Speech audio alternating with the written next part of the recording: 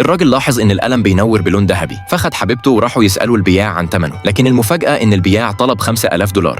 الراجل اتصدم وما كانش عارف يعمل إيه وقرر يمشي، بس البياع وقفه وقال له طيب خده ب1500 جنيه. الراجل رد عليه وقال هاخده ب$5.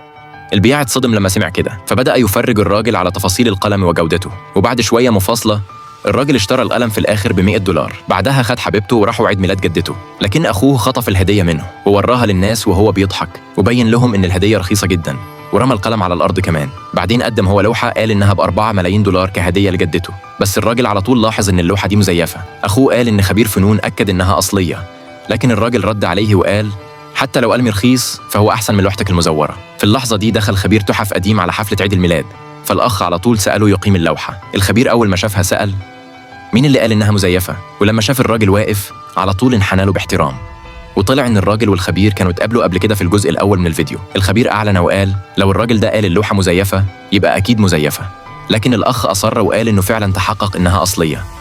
الخبير كرر كلامه وقال لو قال إنها مزيفة فهي مزيفة فعلا، ولو طلع العكس أنا هسيب المجال ده للأبد.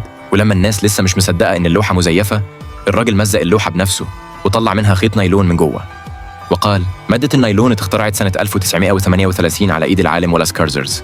إزاي لوحة عمرها 1000 سنة يكون فيها نايلون حديث؟ ساعتها بس الناس كلها صدقت إن اللوحة كانت فعلا مزيفة.